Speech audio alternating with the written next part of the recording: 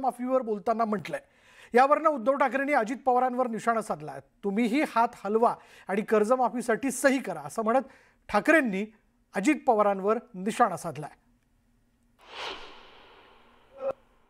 0% व्याजाने पैसे दिल्यावर वेळेच्या वेळेला पैसे फेडायची सवय लावा। सारखेच फुकटात आणि सारखेच माफ कसं व्हायचं?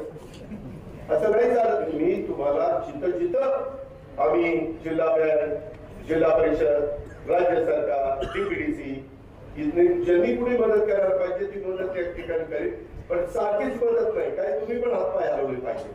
अजित पवार म्हणतात तुम्हाला सगळंच कसं फुकट द्यायचं, हातपाय हलवा जरा। मी मागाशी म्हटलं शेतकरी हातपाय हलवतात, तुम्ही काय हलवायचं ते ठरवा आधी, नाही म्हणजे तुम्ही सुद्धा हात हलवा आणि सही करा ना कर्जमाफी होती, असं माझं म्हणणं आहे। माझा शेतकरी हातपाय हलवतोय आणि आता अनिल दादा तुम्ही जे सांगितलं आम्हाला कर्जमाफी नको का, आम्हाला हमीभाव द्या, आम्हाला तुमच्या उत्तराची गरजच नाही।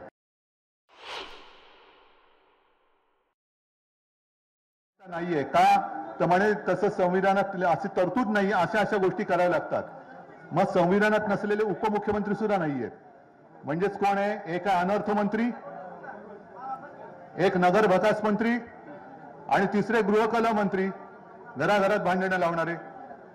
आपली जी मागणी आहे ती मी सोडणार नाही, फक्त तुम्ही साथ देणार आहात की तेवढं सांगायचं।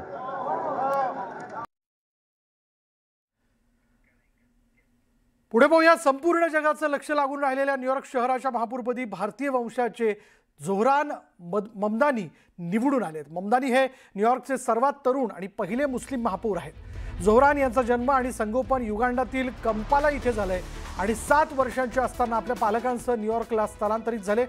झोहरान ममदानी यांचे वडील मेहमूद ममदानी हे कोलंबिया युनिव्हर्सिटीत प्रोफेसर आहेत, तर आई मीरा नायर या भारतातील प्रसिद्ध चित्रपट निर्मात्या आणि दिग्दर्शिका आहेत। अमेरिकेचे राष्ट्राध्यक्ष डोनाल्ड ट्रम्प यांनी ममदानी यांच्या उमेदवारीला सुरुवातीपासूनच विरोध केला होता। ममदानी जर निवडून आले तर न्यूयॉर्क शहराचा निधी अडवू असा इशारा ट्रम्प यांनी दिला होता।